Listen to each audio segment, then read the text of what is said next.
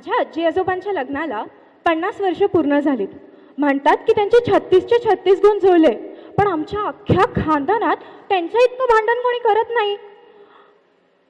अगं माझा चष्मा कुठे गेला, अगं भाजीत काल मीठ कमी होतं, अगं टीव्हीचा रिमोट कुठे ठेवला, पासून ते अहो माझ्या मालिकेची वेळ झाली, अहो काल भाजी आणायचे विसरले, अहो मुळात तुमचं घरी लक्षच नसतं.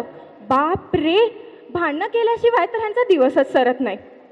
मला तर आश्चर्य वाटतं, 36 पैकी 36 जून जुळले कसे. त्या दिवशीही तसेच काहीतरी झाले. आजोबांना त्यांचा चष्माच सापडत नव्हता आणि आजी नेमकं 5 मिनिटासाठी, मोजून 5 मिनिटासाठी मंदिरात गेली होती.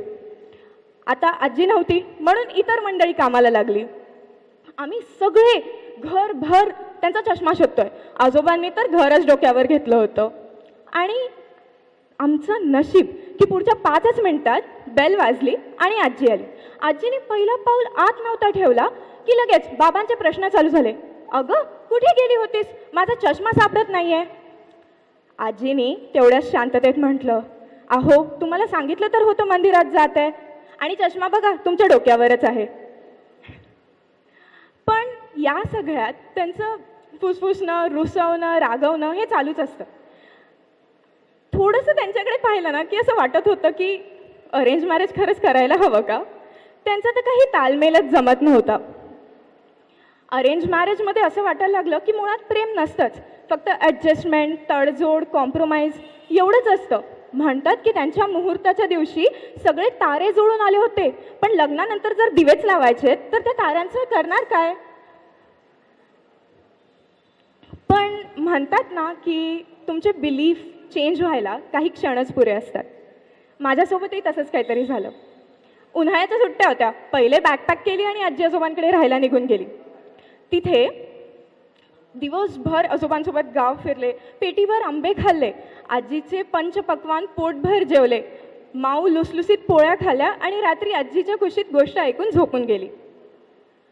सुमारे 2 वाजले असतील. अचानकच काहीतरी आवाज आला आणि मला जाग आली. पहिले वाटलं आजी असेल म्हणून वळून बघते तर आजी माझ्या बाजूलाच नव्हती. आजीचं पांघरूण रिकामं होतं. पण आवाज वाढतच होता.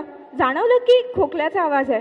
बरेच विचार डोक्यात आले की अरे घरी कोण घुसलं तर नसावं ना, आजोबा तर ठीक असतील ना, आजी कुठे गेली. असं म्हणून आजोबांकडे जायचं पहिलं ठरवलं हॉलमध्ये. जशीच मी हॉलमध्ये गेली मी पाहिलं की आजीसुद्धा तिथेच होती. आजोबांची तब्येत काही बरी नव्हती.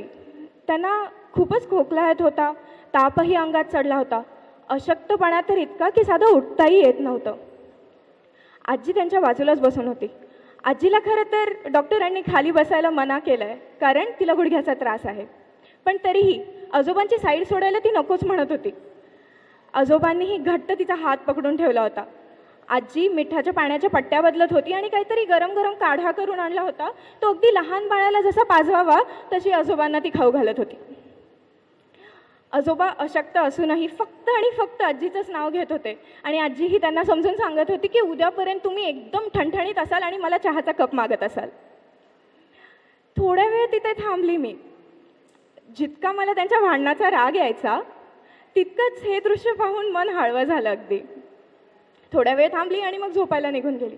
पण झोप काही यायच ना. डोक्यात हाच विचार चालू की आजकालची नाती थोडंसं काही झालं की लोक तोडायला पाहतात, पण माझे आजी आजोबा जे की रोज एवढा वादविवाद सहन करतात तरीही सोडायचं तर लांबची गोष्ट ते एकमेकांची इतकी काळजीही करतात. जेन झी लोकांनी आपल्याला खूप जास्त टर्म्सला इंट्रोड्यूस करून दिलं आहे रे. Situationship, red flags, minimum efforts, या सगळ्या गोष्टी. पण आदल्या 2 पिढींना पाहिलं ना की असं वाटतं हे सगळे शब्द यांना काही अर्थच नाही आहे. जे अरेंज मॅरेजची सिस्टीम आहे जी आपल्या भारतात, आपल्या देशात प्रमोट केली जाते, त्याचं गणित खरं तर खूपच सोपं आहे. तुम्ही जे त्यांच्यासोबत दिवसभर राहता आणि ग्रॅज्युअली तुम्ही त्यांच्या प्रेमात पडता. लव्ह ॲट फर्स्ट साईटसारखं कॉम्प्लिकेटेड नाही आहे ते. कारण लव्ह ॲट फर्स्ट साईटला मला तर ह्याचीच भीती वाटते की सेकंड साईटपर्यंत काय खात्री की लव्ह राहील. पण अरेंज मॅरेजमध्ये असं काही नसतं. बिकॉज जो पुढचा दिवस येणार आहे तो पूर्णपणे मिस्ट्री आहे, सस्पेन्स. तो पॉझिटिव्ह एक्सपिरियन्स असू शकतो किंवा तो नेगेटिव्ह असू शकतो.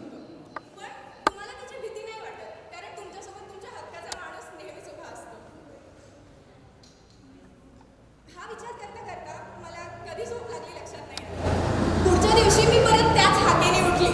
अगं माझा चष्मा कुठे आहे? आणि आजीचा किचनमधून रिप्लाय आला, अहो डोक्यावर पाहिलात का? त्याच्या पुढचा प्रश्न तयारच होता, अगं आणि माझा चहाचा कप? आजी म्हणाली, अहो तो टेबलवर ठेवला आहे. तेवढ्याच ह्याच्यात आजोबांनी हळूच म्हटलं की हिच्याशिवाय माझं तर आयुष्यात शक्य नाही. आजीच्या चेहऱ्यावरचं ते स्मित हास्य बघून एवढं मात्र कळालं होतं की आजीने ऐकलंय.